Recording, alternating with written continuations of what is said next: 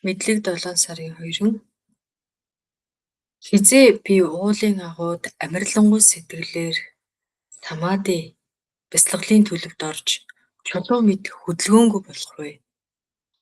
Басиста ийхүү үргэлжлүүлсэн. Айрама нарийн бөгөөд хурц байдаг сэтгэлийн ойлголт, төсөөлөлд бүү тулгуурлал сэтгэл нь цаг хугацааны уртад бүрэлдэн бий болж цаг хугацааны ирэхээр асар их хүчийг олж авсан байдаг. Тиймээс сэтгэлийг мэдлэг ба мэргэн ухаанаар хяналтандаа оруул. Миний үгийг чин сэтгэлээсээ тунгаан бодсноор чи дээд амгаланд хүрэх болно. Айрам Удалака химээх мэргэн хэрхэн үнний дээд үзэлд хүрсэн тухай би чамд хүрнэн өгүүлье. Дэлхийн нэгэн өнцөгт Гант Хамаадана химээх агуу уул бий. Түүний нэгэн оргил дээр асар том мод байдаг байж. Тэр бүс нутагт мэргэн Удалака амьдардаг байжээ. Тэрээр бүр балчир хүү байхдаа л өөрийн хүчин чармаалтаар дээд мэргэн ухаанд хүрэхийг тэмүүлдэг байж. Мэдээч хэрэг тэр үед тэрээр ойлголт багтай, тогтворгүй сэтгэлтэй байсан ч ариун зүрх сэтгэлтэй байсан. Тэрээр хатуужил бясалгал үлдэж судар бичих судлах зэрэгт өөрийгөө зориулсны үрээр түүнд мэргэн ухаан урхан гарчээ. Нэгэн өдөр ганцаараа сууж байхдаа мэргэн Удалака ингэж эргцүүлэн боджээ. Хүрэх ёстой зорилгоодын хамгийн дээдэнд гэгддэг түүнд хүрснээр уй гашууг амсдаггүй, дахин төрдөггүй тэрхүү чөлөөлөлт гэж юу вэ? Би хизээ тэр төлөвт эргэж буцалтгүй орох вэ? Хүсэл тачаал шунлаас үүдэлдээ сэтгэлийн үймийн хизээ зогсох вэ? Би үүнийг хийсэн, би үүнийг хийх ёстой гэсэн бодлуудаас ангижрах вэ? Усан дээрх лимфа цэцэг усанд үл нордог шиг эндхийн энэ амьдралын үйл хэрэг дунд амьдарч байгаа. Хэдий ч миний сэтгэл хизээ гажуудалд нь орохгүй байх вэ? Би хизээ дээд мэргэн ухааны замны тусламжтайгаар чөлөөлөлтийн нөгөө эрг рүү гаталж гарах вэ? Би хизээ олон янзын үйл энэ хэргийг хүүхдийн тоглоом мэт баясгалантайгаар харж чаддаг болох вэ? Сэтгэл хизээ туйлын амарлингуй төлөвт хүрэх юм бэ?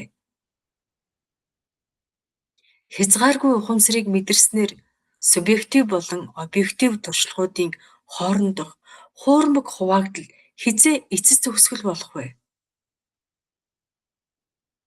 Цаг хугацаа хэмээх энэхүү ойлголтод автахгүйгээр би түүнийг хизээ харж чаддаг болох вэ?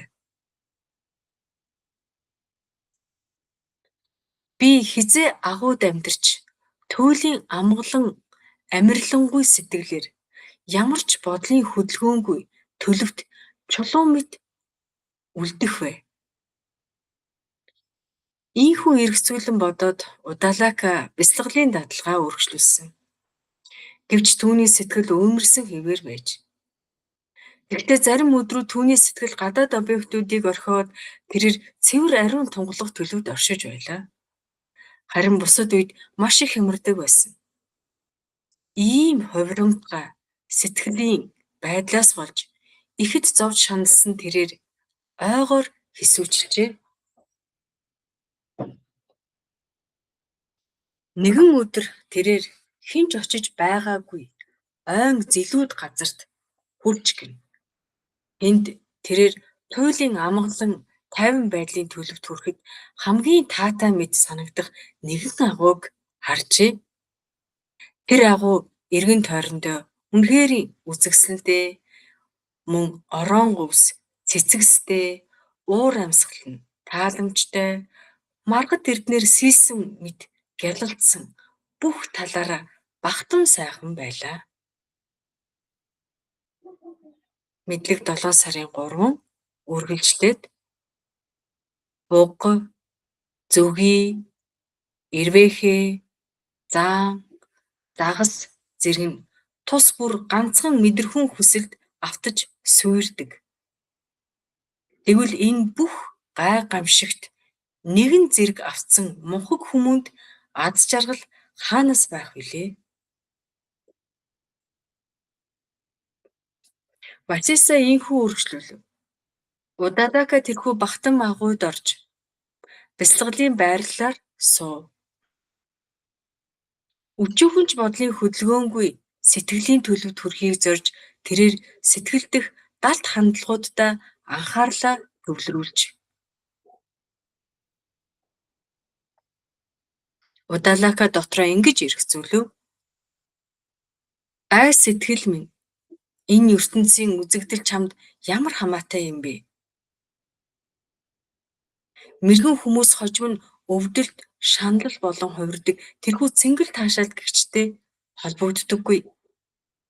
Дотоодод буй дээд амгаланг орхиод мэдрэхүүн таашаал хайн явж буй хүн бол үзэгсэлэнт цэцэрлэгийг орхиж хорт ургамлын бут руу орж байгаатай л адил юм. Чи дуртай зүг рүүгээ явж болно гэвч төгс амарлингуй байдалд хүрэхээс нааш чи дээд амгаланг хизээч амтлахгүй. Тиймээс бүх итгэл найдвар хүсэл шунлаа орхи. Учир нь оршихуй хийгээд эс оршихуй мөн чанартай энэхүү гайхамшигтай мэд харагдах бүхий л зүйлс чиний аз жаргалд зориулагдаагүй юм. Өвчин болон хонхны дунд автан урьдтуулдаг мэд, урьдтуулдаг буг мэд буй бүү сүйр. Ийм зааны тусламжтайгаар өрхөнд ордог эр заад мэд бүү бол амтлах мэдрэхүйтэй хөдлөгдөн дэгэнд орж үрдэг загас мэд бүү бай. Үлдний гэрэл татагдан түн рүү орж шатдаг эрвээхээ мэд бүү бол. Үнэрлэх мэдрэхүйтэй хөдлөгдөн цэцгэнд очиж цэцэг шүн дэлбээгөө хомход дотор нь төгжигдэн үхдэг зүгийн мэд бүү сүйр. Ай мунхаг сэтгэл минь, эдгээр нь бүгд зөвхөн нэг л мэдрэхүүн хүсэл тачаалд автснаар сүрдэг. Буг сонсох мэдрэхүүгээр, зүгийн үнэрлэх мэдрэхүүгээр, эрвээхээ харах мэдрэхүүгээр, заан хүрэлцэх мэдрэхүүгээр, загас амтлах мэдрэхүүгээр. Харин чи таван сорилтод бүгдд нь өртсөн хохирогч юм. Чи яаж аз жаргалтай байх вүлээ? Бүр хорхоо өөрийн үүрээ нэхэж түүн дотроо төгжигдэхтэй адил чи өөрийнхөө үзэл баримтлалын торыг нэхэж түүндээ торлогдож. Хэрэв чи энэ бүхнээс ангижирч ариун байдалд хүрч амьдрал хийгээд өвчийн айцыг хүртэл даван туулж улмаар төгс тэнцвэрт байдалд хүрч чадвал хамгийн агуу ялалтад хүрсэн хэрэг бол. Нөгөө төвөр хэрэв чи ертөнц хэмээх нэрлэгдэх энэхүү байнга хувиран өөрчлөгдөх үзэгдэлтэй зууралдвал уй гашуу дунд гарцаагүй сүрэх болно.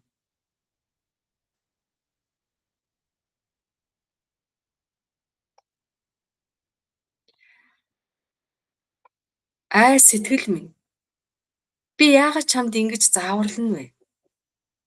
Учир нь үннийг эрен судалбал сэтгэл гэж нэрлэгдэх зүйл огт байхгүй болохыг олж мэднэ.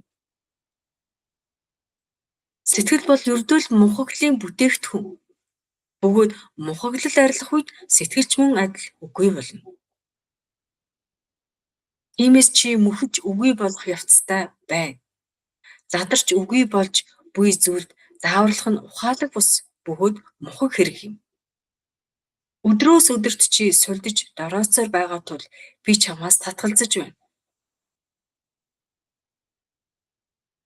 Мэргэн хүмүүс хаягдах ёстой энэхүү зүйлд сургаал айлддаггүй.